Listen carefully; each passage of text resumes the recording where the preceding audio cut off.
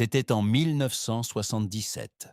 Le paléontologue Simon Conway Morris resta totalement immobile devant sa table de travail à Cambridge, une loupe à la main et une expression que ses collègues n'oublieraient jamais. Devant lui se trouvait un fossile vieux de 520 millions d'années, qu'il venait tout juste de décrire en détail. Il l'avait dessiné, mesuré, il avait écrit 20 pages à son sujet, et pourtant quelque chose clochait. Quelque chose, dans cette petite plaque de roche grise, lui disait qu'il avait commis une erreur sans parvenir à identifier laquelle. Une erreur qu'il lui faudrait des décennies pour découvrir, et qui, une fois mise au jour, obligerait à réécrire d'un seul coup tous les livres de paléontologie du monde. Ce qu'il avait sous les yeux serait baptisé Hallucigenia, un nom qu'il choisirait lui-même et qui signifie littéralement en latin « hallucination ambulante ». Et ce n'était pas un caprice. En observant ce fossile, c'était exactement ce qu'il ressentait. Il avait l'impression d'halluciner, de voir quelque chose qui ne pouvait pas être réel, qu'aucun animal dans toute l'histoire de la vie sur Terre n'aurait jamais pu avoir cet aspect. Et pourtant, il était là, parfaitement conservé dans la roche, le défiant de l'expliquer. Le problème, c'est que Conway Morris le regardait à l'envers, complètement à l'envers. Ce qu'il croyait être des pattes étaient en réalité des épines défensives. Ce qu'il prenait pour des épines étaient les véritables pattes. Et ce qu'il avait identifié comme la tête était la queue. Pendant plus de 30 ans, tous les manuels du monde ont donc présenté une créature qui n'avait jamais existé. Une hallucination construite sur une hallucination. Et lorsque quelqu'un finit enfin par la remettre dans le bon sens, cet animal de 3 centimètres se révéla être ce que personne n'attendait. Le parent direct de plus, d'un million d'espèces qui peuplent aujourd'hui la Terre, y compris chaque insecte, chaque araignée et chaque crabe de la planète. Voici l'histoire de ce fossile, de l'erreur monumentale qui a dissimulé sa vérité pendant des décennies et de ce qu'il a révélé lorsque, enfin, quelqu'un l'a regardé dans la bonne direction.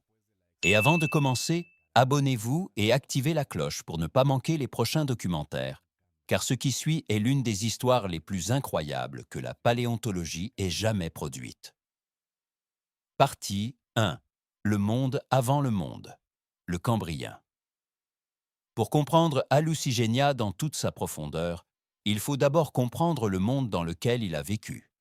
Et ce monde était si radicalement différent du nôtre, si étranger à tout paysage, que nous pourrions imaginer à partir de notre expérience actuelle, qu'il est presque impossible de le concevoir sans un véritable effort d'imagination historique.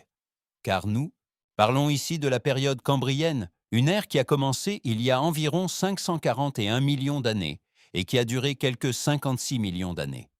Et quand on prononce ces chiffres à voix haute, ils ressemblent à de simples statistiques, à des données abstraites sans véritable poids. Mais il suffit de s'arrêter un instant pour réfléchir à ce qu'ils signifient, pour que tout change. À cette époque, les dinosaures n'existaient pas encore.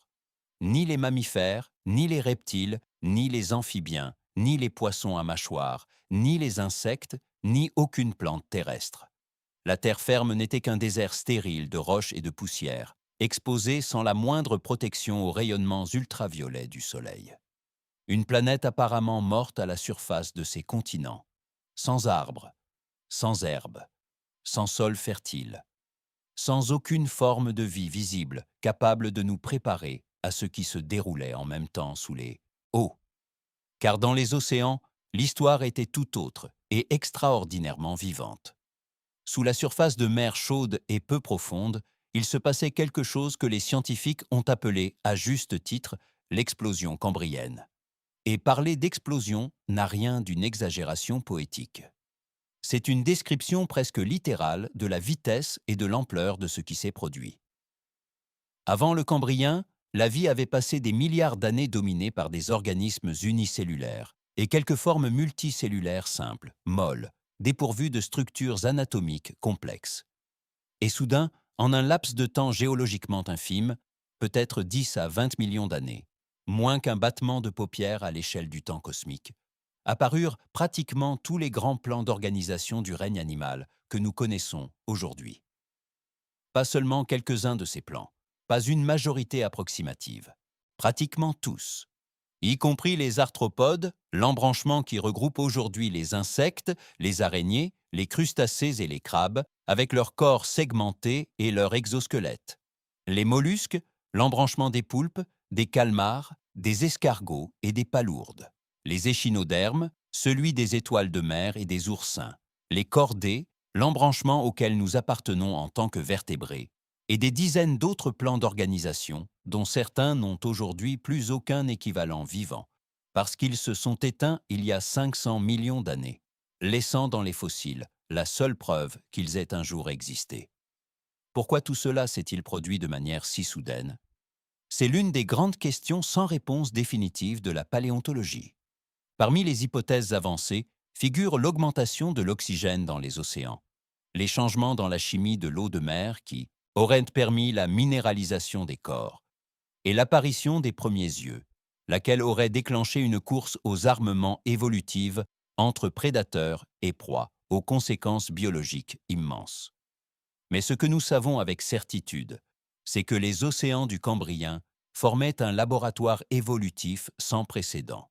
Un monde où les expériences de la vie se multipliaient à une vitesse stupéfiante, où la sélection naturelle testait des combinaisons de formes et de fonctions qui nous paraissent aujourd'hui sorties du pire cauchemar, et où certaines de ces combinaisons, les plus efficaces, ont survécu pour devenir les ancêtres de tous les animaux qui existent aujourd'hui sur Terre, nous compris. Dans ce monde étrange et merveilleux, quelque part sur les fonds marins du Cambrien, il y a 520 millions d'années, vivait Hallucigenia, un petit animal pourvu de pattes et d'épines, qui rampait sur le sédiment océanique sans se douter qu'un demi-milliard d'années plus tard, il ferait perdre la tête aux scientifiques les plus brillants du XXe siècle et les obligerait à réécrire certains des chapitres les plus fondamentaux de l'histoire de la vie sur Terre. Partie 2. La découverte, Burgess Shale et le gisement qui a tout changé. L'histoire de la découverte d'Hallucigenia commence avec l'une des trouvailles paléontologiques les plus importantes de toute l'histoire des sciences.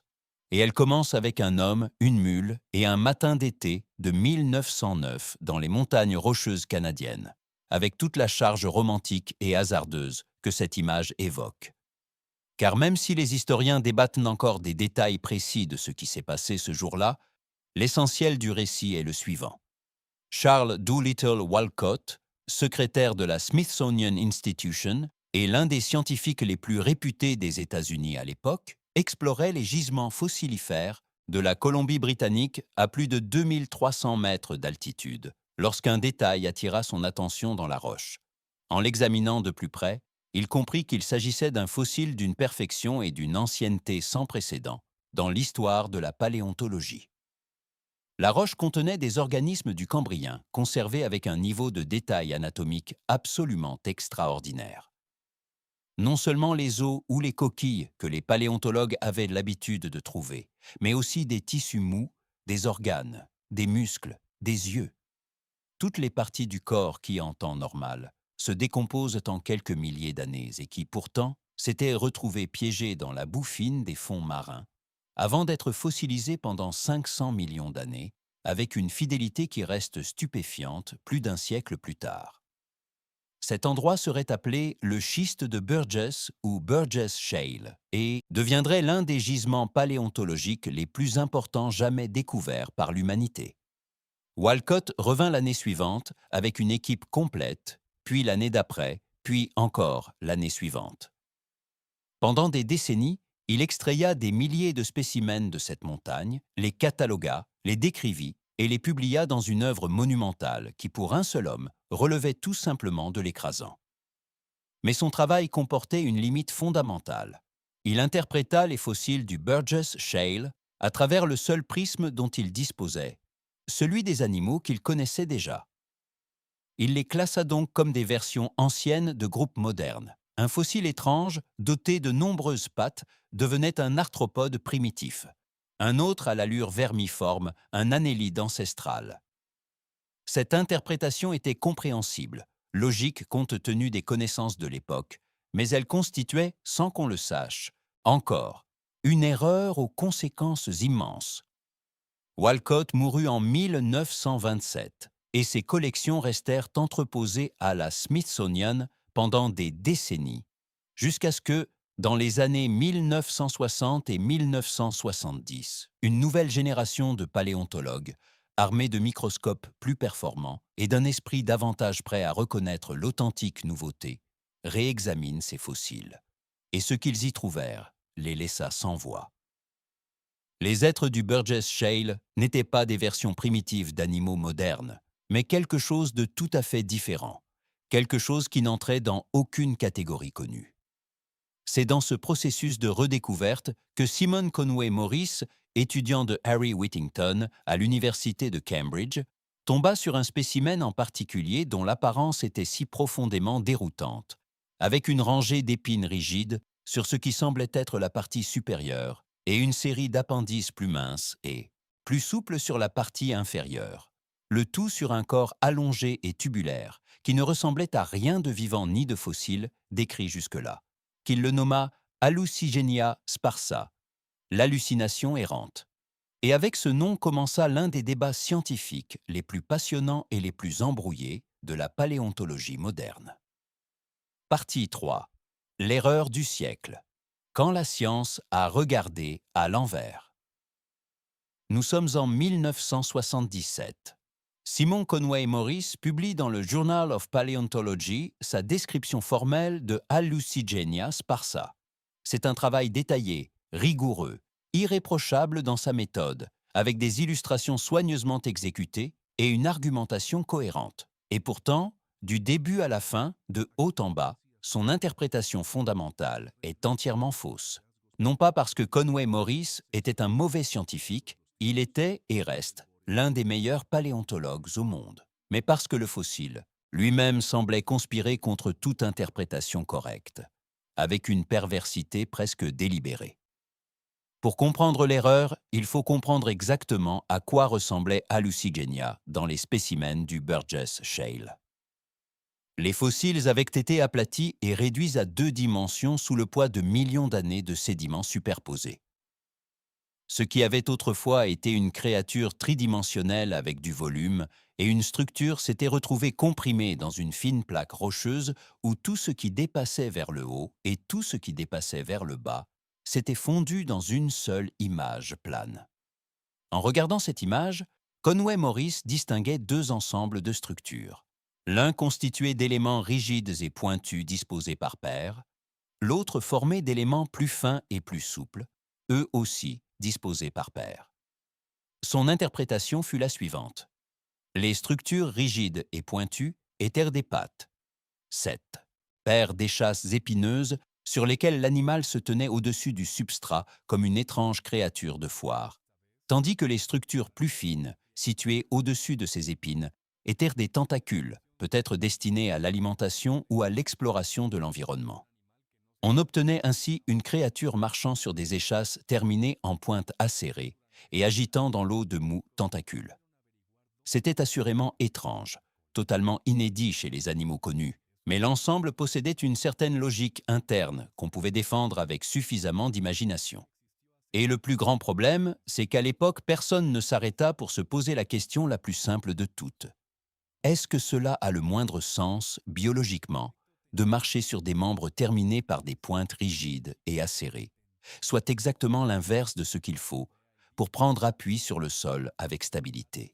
Les épines pointues sont extraordinairement mauvaises pour marcher et extraordinairement bonnes pour se défendre contre les prédateurs, ce qui est précisément ce qu'elles se révéleront être lorsqu'on interprétera enfin correctement le fossile. Mais l'inertie d'une interprétation publiée dans une revue prestigieuse exerce une force gravitationnelle énorme. Une fois qu'Hallucigenia fut décrit comme une créature marchant sur des échasses d'épines, c'est ainsi qu'il resta dans les manuels du monde entier, ainsi qu'il fut illustré dans les musées, ainsi qu'il fut enseigné pendant plus d'une décennie. Il y avait aussi un autre problème, tout aussi déroutant. Personne ne parvenait à identifier avec certitude où se trouvaient la tête et la queue de cette créature. Dans les spécimens du Burgess Shale, une extrémité du corps semblait se terminer par une sorte de tache sombre et indistincte que Conway Morris interpréta comme la tête, tandis que l'autre extrémité, plus étroite et tubulaire, serait la queue.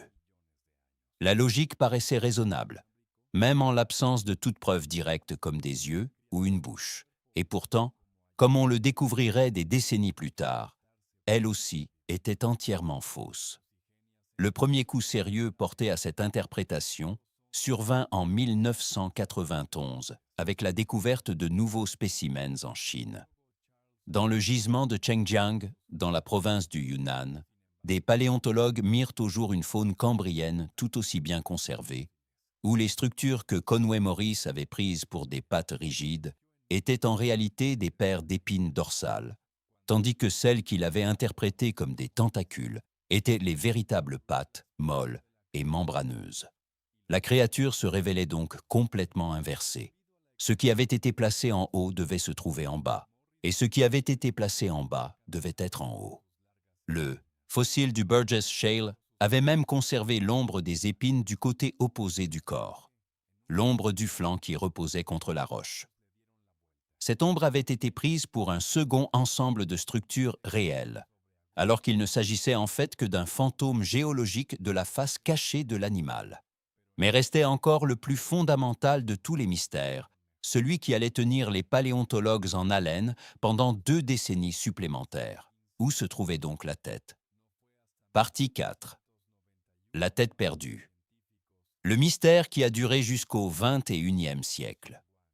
Corriger l'orientation dorso-ventrale d'Hallucigenia, autrement dit déterminer ce qui était en haut et ce qui était en bas, fut une avancée énorme, car cela permit de commencer à comprendre la fonction de ces structures.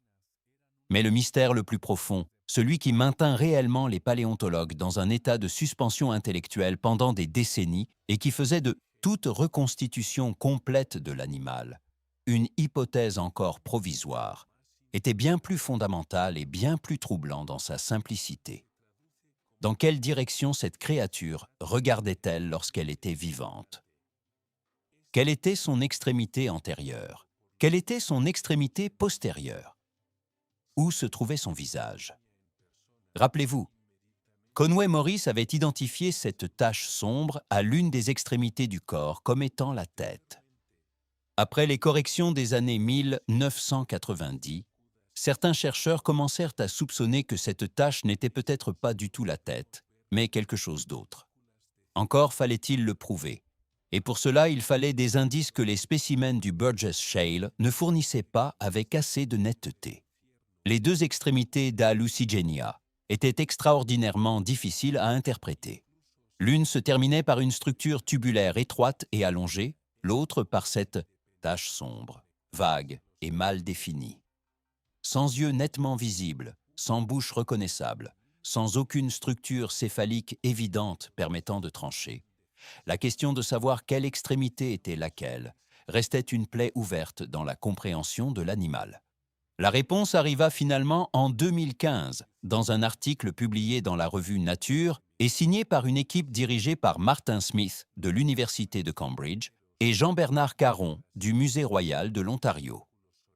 Elle fut rendue possible par la combinaison de la microscopie électronique et d'analyse d'images à très haute résolution, qui permirent d'examiner les spécimens du Burgess Shale avec un niveau de détail qui aurait été inimaginable pour les chercheurs des décennies précédentes. Et ce que l'on vit à cette échelle de détail avait été là tout le temps, depuis plus d'1 siècle, attendant simplement que nous disposions des instruments nécessaires pour l'apercevoir. À l'extrémité que tout le monde avait rejetée comme étant la queue, l'extrémité opposée à la tache sombre supposée être la tête, les chercheurs découvrirent 2 petites structures circulaires, parfaitement symétriques, des yeux. Des yeux simples, semblables à ceux que possèdent de nombreux arthropodes et d'autres animaux du Cambrien. Or, les yeux ne peuvent se trouver que sur la tête. La tête d'Hallucigenia était donc située à l'extrémité que personne n'avait envisagée comme telle. Quant à la tache sombre de l'autre extrémité, celle qui avait figuré comme la tête dans les manuels pendant plus d'1 siècle, ce n'était pas du tissu céphalique du tout, mais le contenu de l'intestin, des restes du tube digestif chimiquement préservé durant la fossilisation, qui avait produit cette tache caractéristique que des générations de chercheurs avaient prise pour la tête de l'animal. Pendant plus de 100 ans, Hallucigenia a donc regardé dans la mauvaise direction dans tous les livres de texte du monde. Mais la découverte de 2015 ne s'est pas contentée de corriger l'orientation de l'animal.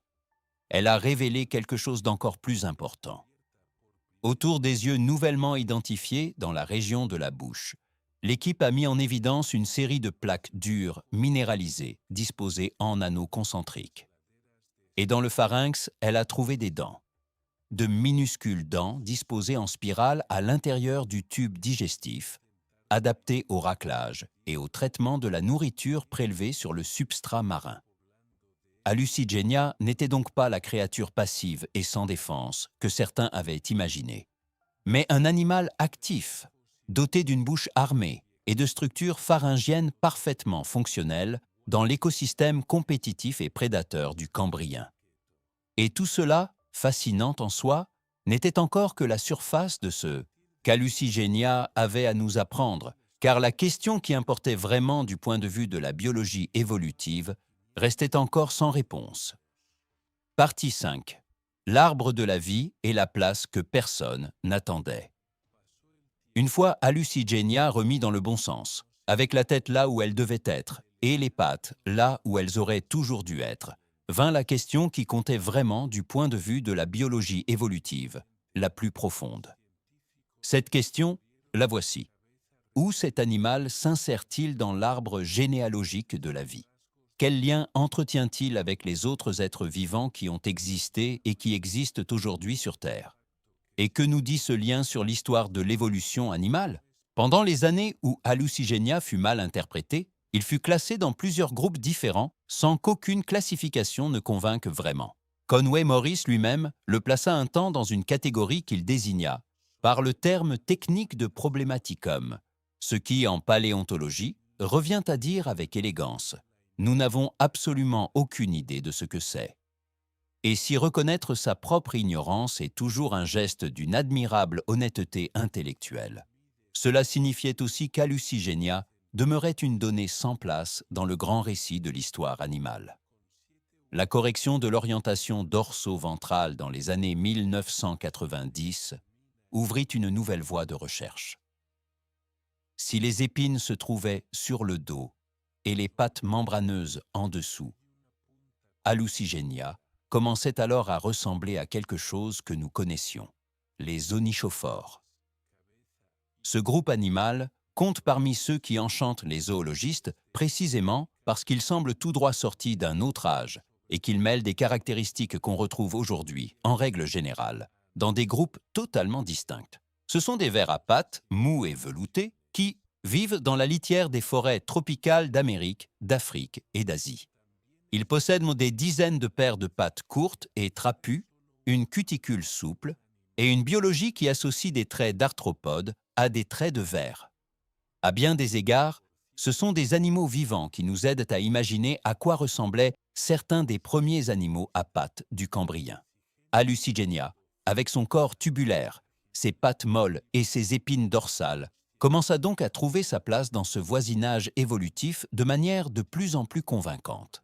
La confirmation définitive vint avec les analyses phylogénétiques du XXIe siècle, et plus particulièrement avec l'étude de Smith et Caron en 2015.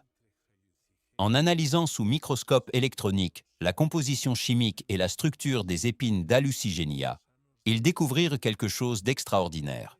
Ces épines présentaient une structure en couche, avec une couche externe dure et une couche interne plus poreuse, exactement comme les griffes des onychophores modernes. Et cela a une implication qui mérite qu'on s'y arrête.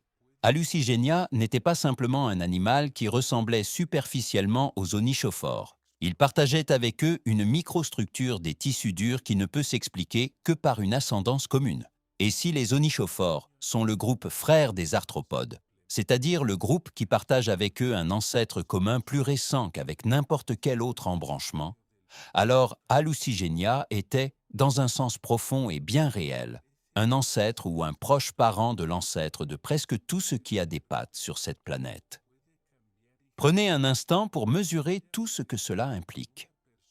Un être de 3 cm, aplati dans une roche canadienne pendant 520 millions d'années, mal interprété pendant plus d'un siècle, retourné 2 fois entre les mains des scientifiques avant qu'on en trouve enfin l'orientation correcte, se révèle être un nœud fondamental dans l'arbre généalogique des animaux, un point de l'histoire évolutive où ont divergé les lignées qui allaient donner naissance aux arthropodes, le groupe animal le plus diversifié et le plus abondant de toute l'histoire de la Terre, avec plus d'1 million d'espèces décrites, et aux onychophores, l'un des groupes les plus mystérieux et fascinants du règne animal. Hallucigenia n'était donc pas du tout une bizarrerie sans lien avec le reste du vivant, mais un chapitre essentiel dans l'histoire de la manière dont les animaux ont appris à se déplacer, à se défendre, à explorer et à dominer les écosystèmes de la planète. Partie 6. L'écosystème d'Hallucigenia. Un monde de cauchemars. Pour comprendre Hallucigenia dans toute sa plénitude, il ne suffit pas de savoir à quoi ressemblait son corps ni où il s'insère dans l'arbre de la vie. Il faut le replacer dans son contexte réel, dans le monde concret où il a vécu. Et ce monde, le fond marin du Cambrien, il y a 520 millions d'années, conservé pour nous dans les fossiles extraordinaires du Burgess Shale et de Chengjiang, était d'une étrangeté et d'une densité biologique qui dépassent toute description ordinaire et exigent un effort d'imagination qui en vaut largement la peine. Dans les fonds marins peu profonds où vivait Hallucigenia, le paysage était dominé par d'immenses colonies d'éponges d'espèces aujourd'hui disparues qui formaient des structures semblables à des récifs et créaient un labyrinthe tridimensionnel d'abris et de couloirs, au milieu desquels évoluait une communauté d'organismes d'une diversité aujourd'hui presque inconcevable. Parmi eux se trouvait Anomalocaris, le roi incontesté des prédateurs du Cambrien. Un arthropode pouvant atteindre 1 mètre de long, nageant activement dans la colonne, d'eau et fondant sur ses proies à l'aide de 2 appendices frontaux en forme de pince et d'une bouche circulaire garnie de plaques dentées capables de broyer les exosquelettes d'autres arthropodes. L'équivalent fonctionnel d'un grand requin blanc dans un écosystème où Hallucigenia avait à peu près la taille d'un pouce humain. Il y avait aussi Opabinia, avec ses 5 yeux disposés à l'avant de la tête et sa trompe terminée par une griffe préhensile, un animal si déroutant que lorsqu'il fut présenté lors d'un congrès scientifique dans les années 1970, il provoqua des éclats de rire incrédules dans le public avant que l'assistance ne réalise que l'orateur parlait en toute sincérité d'un organisme réel conservé dans la roche. Il y avait également Waiwaxia, recouvert d'écailles et d'épines, avançant lentement sur le substrat. Marella, le fossile le plus abondant du Burgess Shale, avec ses élaborées projections céphaliques, et Picaya, petit organisme nageur qui pourrait représenter l'un des premiers chordés, et donc un lointain ancêtre des vertébrés, se déplaçant par ondulation dans la même mer que Hallucigenia. Dans ce contexte, Hallucigenia était un animal de taille modeste, entre 1 et 3 cm selon les spécimens, qui rampait à la surface du sédiment marin à l'aide de ses 7 paires de pattes molles et membraneuses, tandis que ses structures buccales traitaient les microbes, les débris organiques et les petits organismes du substrat, agissant comme une sorte de détritivore ou de microphytophage du fond marin. Quant à ses épines dorsales, celles qui ont si violemment déconcerté les premiers chercheurs, elles constituaient son principal et apparemment très efficace système de défense, disposé par paires tout le long du dos, pointé vers le haut et légèrement vers l'extérieur. Elles faisaient en que tout prédateur tentant d'engloutir Hallucigenia se retrouvait confronté à une série de structures dures qui se seraient plantées dans son appareil buccal, ou qui auraient simplement rendu la proie trop volumineuse et trop inconfortable à avaler. Une stratégie défensive ancienne, mais efficace, que l'on retrouve encore aujourd'hui chez des animaux aussi divers que les oursins, les porcs épics ou les poissons globes. Pour l'individu précis d'Hallucigenia qui repose aujourd'hui dans les tiroirs de la Smithsonian et du Musée royal de l'Ontario sous forme de spécimens fossiles.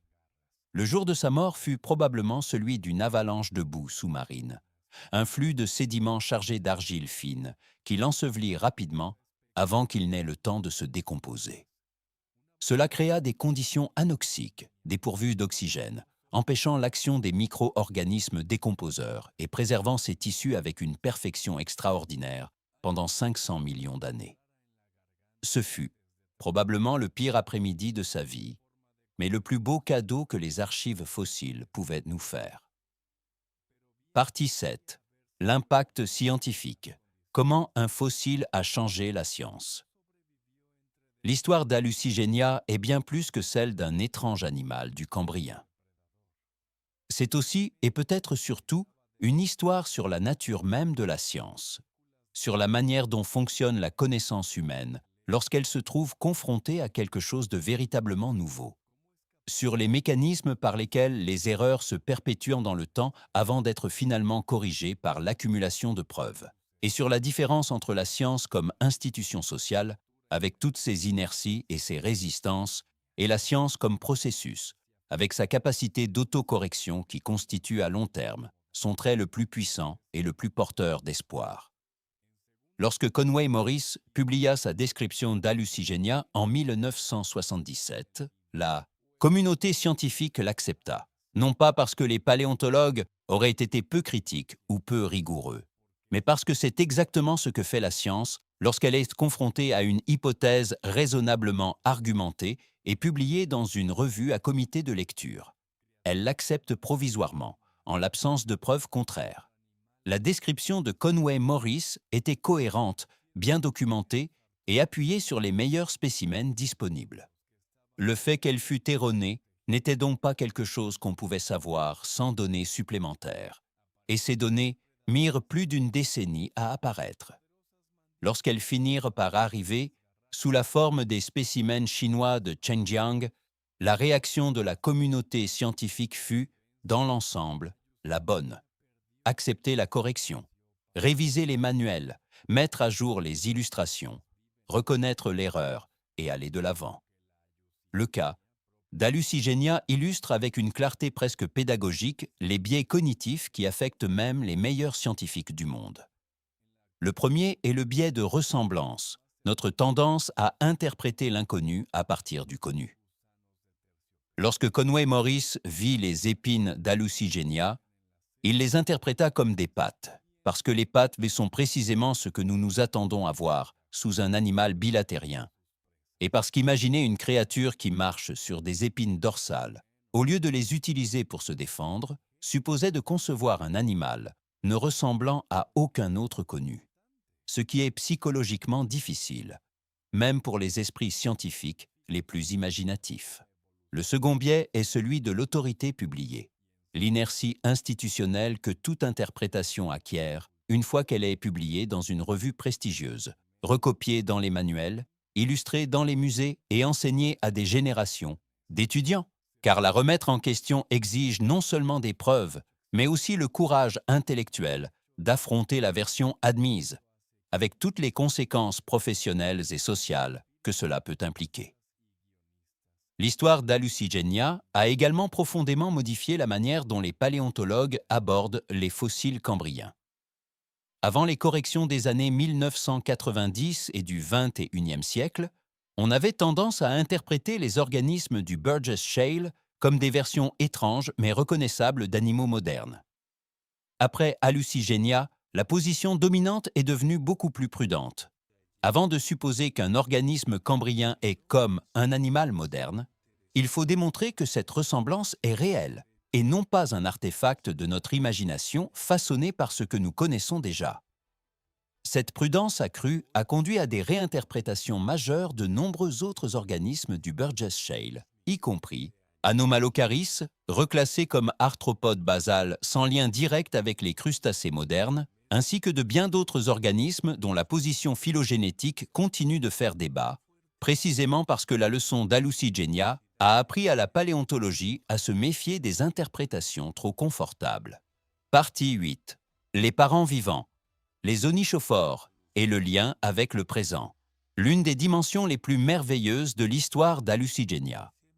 Celle qui transforme le plus directement un fossile vieux de 500 millions d'années en quelque chose de vivant et de présent, est celle qui touche aux onychophores.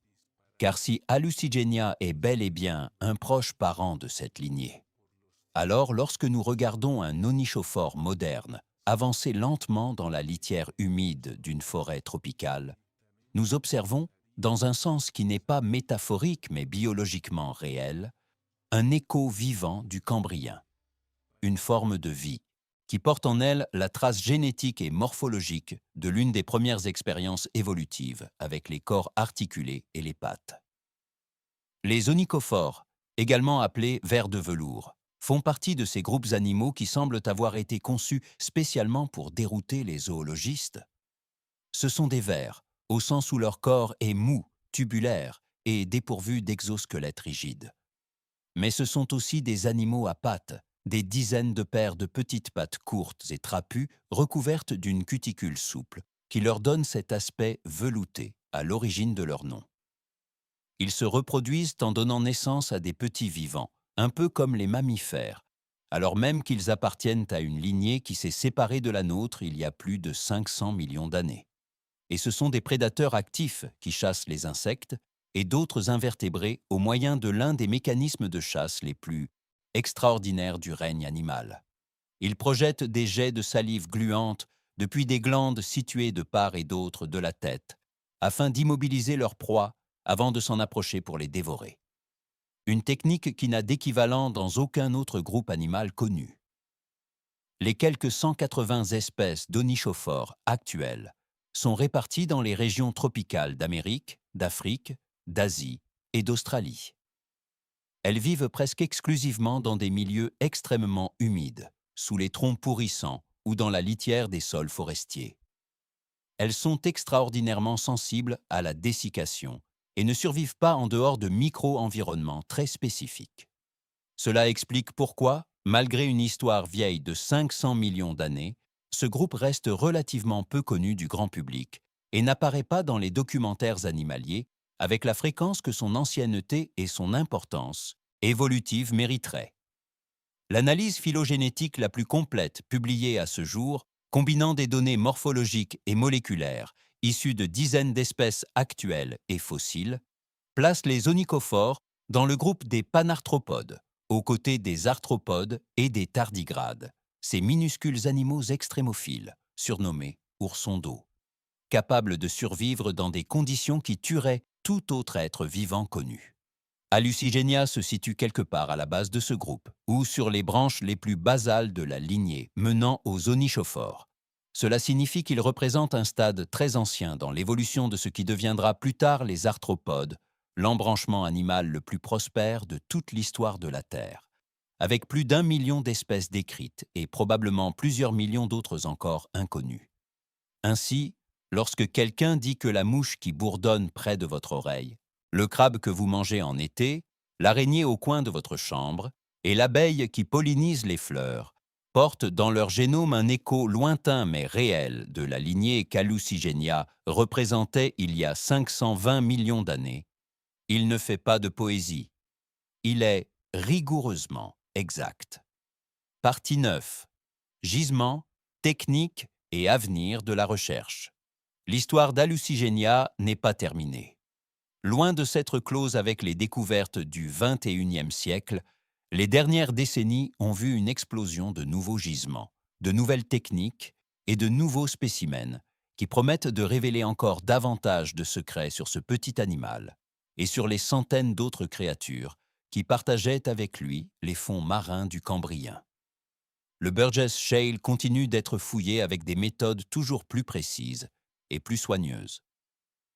Et depuis le gisement originel découvert par Walcott en 1909, d'autres affleurements de la même formations géologiques ont été mises au jour en Colombie-Britannique, certains même plus riches en espèces et en qualité de conservation que le site original. Le parc national de Kootenay, reconnu en 2012 pour la richesse de ses fossiles, a notamment fourni des spécimens extraordinaires d'organismes inconnus dans le Burgess Shale classique. Le gisement de Chengjiang, dans la province chinoise du Yunnan, légèrement plus ancien que le Burgess Shale, avec un âge de l'ordre de 520 à 530 millions d'années, a livré une faune qui complète et élargit l'image que le Burgess Shale nous donne du Cambrien. Il est à l'origine de certaines des découvertes les plus importantes des dernières décennies, notamment les spécimens de Hallucigenia fortis, qui ont permis de corriger l'orientation dorso-ventrale de l'animal.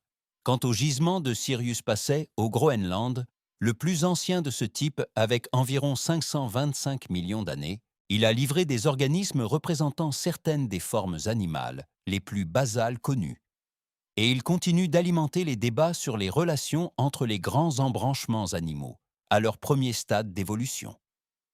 Les techniques d'analyse ont progressé d'une manière qui aurait semblé inimaginable il y a à peine 20 ans. La microscopie électronique à balayage permet d'examiner la microstructure des surfaces fossiles à des résolutions nanométriques, révélant des détails totalement invisibles au microscope optique classique. La tomographie à haute résolution, ou micro-CT, permet d'obtenir des images tridimensionnelles de l'intérieur des fossiles sans les détruire. La spectrométrie de masse et d'autres techniques d'analyse chimique permettent d'identifier la composition des tissus fossilités en distinguant différents types de tissus selon leur composition chimique d'origine, même après 500 millions d'années de transformation géologique. C'est précisément ce type d'analyse qui a permis à Smith et Caron, en 2015, d'identifier la structure stratifiée des épines d'Hallucigenia et de la comparer à celle des griffes des onychophores modernes, établissant ainsi le lien phylogénétique le plus solide proposé jusque-là. À l'horizon se profilent des techniques encore plus puissantes, dont le synchrotron, un type d'accélérateur de particules produisant des rayons X d'une intensité extrêmement élevée et d'une largeur de faisceau très fine.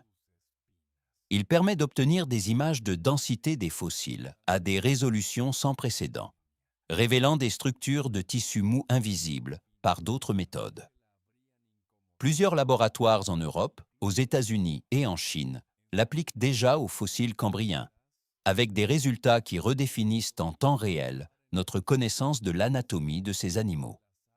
Tout cela laisse entrevoir un avenir dans lequel chaque nouvelle campagne de fouilles, chaque nouvelle application d'une technique analytique plus puissante pourrait révéler des détails du système nerveux, du système circulatoire ou du système digestif d'Hallucigenia qui nous sont aujourd'hui totalement inaccessibles, ajoutant de nouveaux chapitres à une histoire très loin d'avoir livré tout ce qu'elle a à dire. Partie 10. La leçon philosophique, ce qu'Hallucigenia nous dit sur nous-mêmes. Il y a dans l'histoire d'Hallucigenia une dimension qui dépasse la paléontologie et la biologie évolutive. Une dimension que l'on pourrait qualifier de philosophique ou de psychologique, et qui touche à quelque chose de très fondamental dans la nature de l'esprit humain. Les limites de notre capacité à percevoir le véritablement nouveau. Car lorsque le premier chercheur observa les fossiles du Burgess Shale et vit un animal marchant sur des échasses d'épines avec des tentacules sur le dos, il n'était pas stupide, il était profondément humain. Et être humain signifie, entre autres, que notre perception du monde est irrémédiablement conditionnée par notre expérience antérieure, par les catégories mentales dont nous disposons déjà, par les schémas que nous connaissons et que notre cerveau cherche activement à reconnaître dans toute situation nouvelle. Notre cerveau est extraordinairement doué pour reconnaître des motifs. C'est même, du point de vue évolutif, l'une des choses qu'il fait le mieux. Et cela a constitué un immense avantage adaptatif tout au long de l'histoire de notre espèce. Cela nous permet d'apprendre vite, de généraliser efficacement, de fonctionner dans un monde complexe sans avoir à tout réapprendre de zéro chaque jour. Mais cette faculté peut aussi nous aveugler de manière précise et prévisible. Car lorsque la réalité est véritablement nouvelle, véritablement différente de tout ce que nous avons vu auparavant, notre instinct de reconnaissance des formes peut se retourner contre nous. Il peut nous conduire à voir ce que nous nous attendons à voir plutôt que ce qui est là, à classer l'inconnu dans des catégories familières même lorsqu'il n'y entre pas vraiment, à ignorer les preuves qui contredisent nos attentes et à surestimer celles qui les confirment. Hallucigenia est un cas extrême de ce phénomène, mais il n'est pas unique dans l'histoire des sciences. Celle-ci est pleine d'exemples où la communauté scientifique a mis des décennies à accepter des vérités qui, avec le recul, semblaient évidentes. De la théorie de la dérive des continents d'Alfred Wegener, rejeté pendant 40 ans faute de mécanismes explicatifs, connu malgré une abondance de preuves morphologiques, jusqu'à la théorie microbienne des maladies, longtemps combattue par des médecins incapables d'accepter que des êtres invisibles à l'œil nu puissent tuer des adultes.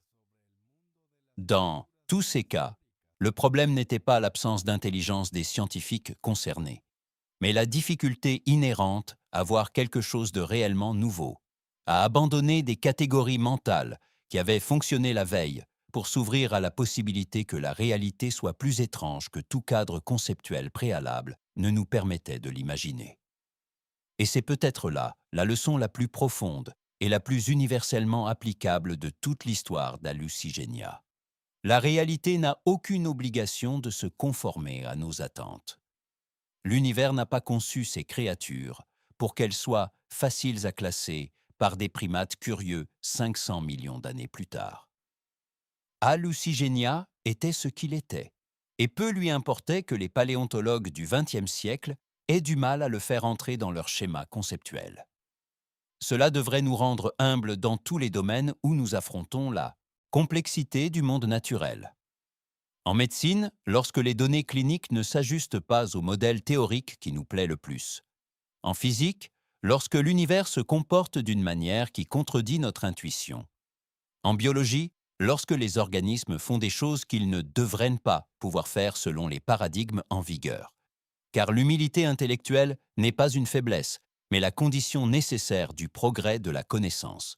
Et Hallucigenia, avec son histoire de confusion, de correction, de nouvelles confusions puis de nouvelles corrections, en est l'emblème parfait.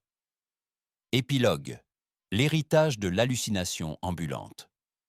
Revenons au début. Revenons à ce moment où, pour la première fois dans l'histoire de l'humanité, quelqu'un tient entre ses mains un morceau de roche portant l'empreinte écrasée d'un animal qui a vécu il y a 520 millions d'années et tente de comprendre ce qu'il voit. La tâche est, d'une certaine manière, impossible. Car essayer de reconstituer un être vivant à partir de son ombre bidimensionnelle dans la pierre, sans savoir ce qu'il était, comment il se déplaçait, comment il se nourrissait, dans quel monde il vivait, ni même quelle était sa face avant, exige non seulement des connaissances techniques, mais aussi une forme d'acte de foi dans la possibilité que le passé puisse être connu, que les pierres conservent suffisamment d'informations si nous savons les lire. Et pourtant, la science s'y essaie. Peu à peu, par erreur et correction, par débat et désaccord, grâce à de nouveaux spécimens et à de nouvelles techniques, l'image se clarifie, l'animal prend forme, l'hallucination devient lentement quelque chose de reconnaissable. Aujourd'hui, nous savons que Hallucigenia sparsa était un petit animal marin du Cambrien, mesurant entre 1 et 3 cm de long, qui avançait sur le fond de l'océan grâce à 7 paires de pattes molles et membraneuses terminées par des griffes dont la microstructure est identique à celle des griffes des onychophores modernes, qu'il portait sur le dos 7 paires d'épines rigides disposées symétriquement sur chaque segment du corps et pointant vers le haut et vers l'extérieur, comme une armure de clous destinée à dissuader les prédateurs de la vallée, et que sa bouche, située à l'extrémité antérieure qui fut pendant des décennies prise pour la queue, était équipée de plaques minéralisées en anneaux et de dents spiralées dans le pharynx, adaptées au raclage et au traitement de la nourriture prélevée sur le substrat marin. Nous savons qu'il vivait dans les fonds peu profonds de l'océan Cambrien il y a environ 520 millions d'années, dans le même écosystème que le redoutable Anomalocaris et le déroutant Opabinia, parmi d'immenses éponges et des trilobites de toute taille, et qu'il fut enseveli par une avalanche de boue sous-marine qui le conserva avec une perfection exceptionnelle, jusqu'à ce qu'un scientifique trouve sa roche un matin de 1909 dans les montagnes rocheuses du Canada, et que l'histoire que nous venons de raconter commence. Dans Hallucigenia, l'histoire de la vie sur Terre se condense d'une manière extraordinaire. C'est l'histoire de la façon dont les expériences évolutives du Cambrien ont posé les bases de toute la diversité animale ultérieure. C'est l'histoire de la manière dont les fossiles, si petits et si aplatis soient-ils, contiennent suffisamment d'informations pour réécrire notre compréhension des origines les plus lointaines. C'est l'histoire de la manière dont la science, avec toute son imperfection et sa lenteur, parvient pas à pas à une compréhension plus profonde d'un monde qui a existé bien avant qu'il n'y ait quiconque pour le contempler. Et c'est aussi, et peut-être surtout, une histoire sur nous-mêmes, sur notre curiosité et notre capacité d'émerveillement, sur notre ténacité à continuer de poser des questions même lorsque les réponses mettent des décennies à arriver, sur notre disposition à corriger nos erreurs lorsque les preuves l'exigent, même si cela signifie reconnaître publiquement que nous nous sommes trompés pendant un siècle entier. Hallucigenia, l'hallucination ambulante, nous rappelle que le passé de la Terre est plus étrange et plus riche que tout ce que nous pouvons imaginer, et que le travail consistant à le découvrir n'est jamais terminé. Car chaque roche que l'on brise sur le terrain peut contenir une nouvelle fenêtre ouverte sur ce passé, et chaque spécimen examiné à l'aide de nouvelles techniques peut révéler des détails qui étaient là depuis toujours, attendant simplement que nous ayons les instruments pour les voir. La prochaine grande correction de notre compréhension du Cambrien pourrait très bien attendre dans le tiroir d'un musée, dans un morceau de roche ramassé il y a des décennies et provisoirement classé, non identifié, ou dans un gisement encore inconnu quelque part dans les montagnes de Chine, du Maroc ou d'Australie, là où la boue cambrienne a conservé une autre galerie de créatures impossibles. Ce qu'Hallucigenia nous a appris, c'est que nous devons être prêts à être surpris, que nous devons aller vers le passé sans présumer que nous savons déjà ce que nous allons y trouver, que la vie sur Terre, dès ses tout débuts, a été bien plus créative, bien plus inattendue et bien plus fascinante que notre imagination, même la plus fertile, ne peut l'anticiper. Et c'est précisément pour cela qu'il faut continuer à regarder, à questionner, à casser des pierres dans les montagnes et à examiner des fossiles sous des microscopes toujours plus puissants. Car l'univers a toujours davantage à nous apprendre, et la seule chose qu'il nous faut pour l'apprendre, c'est l'humilité de reconnaître que nous ne savons pas encore tout. Merci de nous avoir accompagnés dans ce voyage jusqu'au fond du Cambrien. Dites-nous dans les commentaires ce qui vous a le plus surpris dans l'histoire d'Hallucigenia. Abonnez-vous si ce n'est pas encore fait, activez la cloche pour ne pas manquer les prochains documentaires. Et rappelez-vous que dans les archives fossiles, comme dans la vie, chaque pierre peut être le commencement d'une histoire qui réécrit tout ce que nous pensions savoir. À très bientôt pour le prochain voyage.